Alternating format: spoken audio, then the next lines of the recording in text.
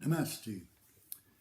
Bienvenue, chers auditeurs. Aujourd'hui, nous allons parler de l'intuition, sujet qui revient souvent dans chacun de mes discours.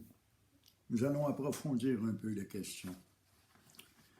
Notre espèce n'a pas toujours eu d'ego. L'espèce humaine n'a pas toujours été dominée par un ego. Elle a connu une lente évolution, vous le savez. Les anthropologues nous l'expliquent et les archéologues en découvrent des preuves à chaque jour presque. Au début, l'homme était semblable à un animal, il agissait uniquement par instinct. Vous savez ce qu'est un instinct, c'est comme une connaissance innée. D'instinct, nous savons nager, d'instinct, nous avons le besoin de nous nourrir, le besoin de boire, le besoin de nous couvrir, de nous réchauffer. Par instinct, nous nous défendons, si nous sommes attaqués, évidemment. L'instinct, c'est la part de naturel qui est dans l'animal, qui est dans l'homme aussi. Mais au fur et à mesure de l'évolution humaine, nous avons développé ce qu'on appelle la conscience individuelle. Nous sommes des homo sapiens, des hommes qui sommes conscients, qui savons. En effet, l'être humain sait qu'il sait. Certains disent que nous sommes des homo sapiens sapiens. L'homme qui sait, qui est conscient d'être conscient. Ce n'est pas la raison pour laquelle le sapiens s'est répété 2 fois d'ailleurs. Je l'ai découvert à un moment donné, mais l'exemple peut demeurer et demeure positif. Nous savons que nous savons. Faisons l'expérience toi-même. Descends un peu en toi. Tu sais que tu sais. Tu sais que tu es conscient de cet instant. Tu sais que tu es en train d'écouter une vidéo, un gros barbu qui t'annonce toutes sortes de conneries, toutes sortes de vérités qui sont dures à absorber. Nous sommes des homo sapiens sapiens. Nous savons que nous savons. Nous sommes conscients d'être conscients. Cela ne signifie-t-il pas qu'il y a 2 consciences? En effet, il y a une conscience primordiale qui prend conscience de la conscience individuelle. En vérité, c'est comme le soleil et la lune. La lune ne brille pas par son propre éclat. La lune est éclairée par le soleil. On ne voit pas le soleil, mais c'est lui qui éclaire la lune et lui donne sa brillance. Et bien sûr, on voit la lune dans la nuit. Il en va ainsi de la conscience individuelle. Elle est éclairée par la conscience supérieure, ce que j'appelle la conscience primordiale, le soi. C'est le soi qui fait briller notre conscience, qui lui donne sa lumière, qui lui donne son pouvoir, si l'on veut. Nous sommes conscients individuellement, mais cette conscience n'est pas toujours éclairée par le soi. Dans le sommeil profond, elle ne l'est pas. Il n'y a plus de conscience individuelle. Ce qui demeure, c'est la conscience du soi, la conscience primordiale, la conscience universelle. La preuve, c'est qu'à notre réveil, nous savons où nous étions, nous savons où nous avons dormi, et généralement, nous disons que nous avons bien dormi, ou étaient bien. Nous étions heureux, nous étions en paix. C'est ça la conscience primordiale. Elle allume ou elle s'éteint. Et quand elle s'allume, elle allume la conscience individuelle. Nous nous réveillons, croyons-nous. C'est ça que nous avons développé avec l'évolution humaine, avec l'évolution naturelle. Nous avons développé cette faculté de percevoir le soi, notre être véritable. Et ça, ce n'est pas donné à tous les êtres vivants.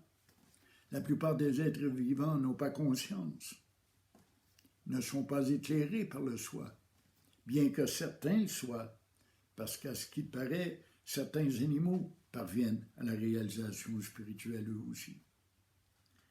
Généralement, il faut de nombreuses réincarnations avant d'arriver à la réalisation. Et probablement passons-nous par différents états. Des états végétals, des états minéral, végétal, animal, humain. Probablement qu'on en fait toute une gamme en évoluant consciemment jusqu'à temps d'avoir une conscience individuelle qui est éclairée par le soi. Mais notre travail, c'est de trouver ce soi qui est derrière, cette conscience primordiale. C'est ainsi aussi que s'est développée l'illusion d'être une personne, d'être quelqu'un. Parce que nous avons conscience d'être, nous croyons que nous sommes un individu, un je, un moi. C'est ça qu'on appelle l'ego. L'ego, c'est l'image que nous avons de nous-mêmes. C'est la croyance que nous sommes ce corps, ce mental, ces pensées, ces émotions, ces sentiments. C'est là l'erreur. C'est une erreur parce que ce n'est finalement que le reflet de soi. Bien sûr que l'ego existe, que l'ego est voulu par le soi, que l'ego est voulu par Dieu. Il est là parce qu'il est une représentation, une image, un reflet du soi. Dans certains anciens livres, on dit que Dieu créa l'homme à son image. C'est exact. C'est exact parce que nous sommes le reflet du soi. Notre conscience individuelle est éclairée par le soi. Alors voilà quelle est la quête spirituelle. Voilà quel est le travail que nous devons réaliser avec la voie directe de l'Advaita Vedanta. On peut arriver à redescendre, à retrouver, à reculer, à entrer en soi-même jusqu'à temps de percevoir cette conscience primordiale, d'être cette conscience primordiale. On ne peut pas l'avoir, bien sûr. Il ne s'agit pas, d'ailleurs, de régresser à l'âge primitif. C'est pas ça que j'essaie d'expliquer. Je ne dis pas qu'il faut redevenir des animaux, redevenir dominés par nos instincts. Mais l'instinct aussi s'est développé, et il s'est développé sous forme d'intuition. Nous avons en nous l'intuition. L'intuition, c'est la partie, disons, intelligente de l'instinct. C'est une connaissance innée. Nous savons, mais on ne sait pas comment on sait, mais nous savons. Comme par instinct, nous savons quelle voie suivre, quel chemin suivre, quel comportement adopter, quelle parole dire, quel geste poser, dans quelle direction aller. Il faut évoluer davantage et découvrir notre vraie nature, qui est le soi. Et le meilleur moyen pour y parvenir, c'est l'intuition. C'est par intuition que nous pouvons être guidés. L'intuition, c'est l'outil de la spiritualité. Je l'ai dit et je le répète, parce que c'est important. Il faut se laisser guider par l'intuition, se laisser emporter par elle. Remarquez que l'intuition nous amène toujours à l'interne, toujours à l'intérieur. L'intuition nous guide par en dedans, quelque part, ici. Elle nous ramène à ce vide intérieur, à ce trou noir qui est en dedans et qui est impossible à combler. Il demeure en nous une trace du soi. Cette trace, c'est la conscience individuelle et c'est à partir de cette trace que l'on peut remonter la trace jusqu'au coupable. Et le coupable en question, c'est le soi, c'est Dieu, c'est lui, c'est Brahman. En matière de spiritualité, c'est l'intuition qui prime. Les sentiments, les émotions, les expériences physiques ou psychiques, les croyances n'ont aucun pouvoir sur notre évolution spirituelle. Il y a des gens qui se rassemblent et qui, dans des émotions très intenses, ont l'impression de vivre une expérience spirituelle. D'autres, ils vont par les sentiments, par ce qu'on appelle la bhakti, l'amour. D'autres, ils vont par la connaissance. D'autres, ils vont par l'action bénévole. D'autres, ils vont par le renoncement à tout. Lorsqu'on absout tout, même l'ego, ce qui reste, c'est Dieu, c'est le soi. C'est l'expérience, c'est le chemin que je vous propose. Il n'y a que par intuition qu'on peut suivre le bon chemin. Le problème, vous le savez, je n'en ai déjà discuté d'ailleurs, le problème, c'est dès qu'on tente de raisonner une intuition, elle s'efface. On la perd. Il ne faut pas la raisonner. Il ne faut pas qu'elle passe par le mental. Il faut qu'elle soit, disons, pas physique nécessairement, mais il faut qu'elle soit interne. On la ressent. On sait. On sait sans savoir comment on sait. C'est ça l'intuition. Elle est semblable aux instincts. C'est une connaissance innée. Il n'y a rien, en fait, à apprendre. On dit que dans la voie directe de l'Advaita Vedanta, il y a trois étapes importantes. La première, qu'on pourrait appeler un novice, c'est d'acquérir des connaissances, du savoir, d'apprendre ce qu'est la non-dualité. L'étape suivante est celle de la conviction. On tente de se convaincre des vérités qu'on a apprises. Et enfin, la dernière étape est la réalisation. On rend réel ce qu'on a appris, ce dont on s'est convaincu. Quand on est convaincu qu'on est le soi, on le vit pleinement. On vit cette conscience primordiale, universelle, spirituelle. Il n'y a rien de nouveau à découvrir. Ce qu'on a à trouver, c'est ce qu'on est vraiment. Et c'est l'intuition qui peut nous y conduire, qui peut nous guider vers ce chemin, vers cette voie, sur ce chemin et sur cette voie. Nous pouvons développer la conscience. Nous pouvons la redécouvrir. Quand je dis développer, je veux dire développer comme un cadeau de Noël, la développer de l'emballage qu'il y a par-dessus. Car par-dessus notre intuition, il y a la raison, il y a l'ego, il y a le moi, il y a le je, il y a tous nos désirs, tous nos souvenirs, toutes nos possibilités, nos conceptions, nos croyances. C'est tout ça qu'on doit enlever. On doit découvrir, retrouver ce qu'on a perdu. On l'a perdu parce qu'on se prend pour quelqu'un.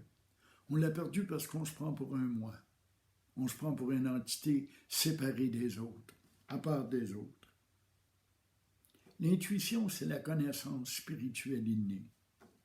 C'est l'outil du cheminement. C'est l'outil qui nous permet d'aller plus loin. Dans un sens, il s'agit de se ressouvenir de ce que nous sommes. Nous n'avons pas toujours eu un ego. Je l'ai dit, l'évolution humaine a développé l'ego lentement, tranquillement. Mais dans chacune de nos vies, nous développons l'ego de cette façon. Nous évoluons lentement vers l'ego. C'est entre l'âge de 2 et 3 ans que l'ego se forme chez un petit enfant. Avant, il n'y avait pas d'ego. Avant, il n'y avait que la réalité. C'est une vie spontanée, instinctive, intuitive. C'est ça qu'on doit retrouver. À quel temps sommes-nous nés? Le jour de notre naissance, quand nous avons sorti des entrailles de notre mère, ou le moment où l'ego s'est formé, s'est développé et est apparu. C'est quel moment la naissance? Il n'y a pas de jeu, il n'y a pas d'ego, ça n'existe pas. Ce n'est qu'une conception. Un concept n'existe pas. Un concept est un ensemble d'idées qui forment un tout, c'est tout. Ce n'est pas une réalité. Voilà ce qu'on a à retrouver. Retrouver notre état naturel, notre état spirituel.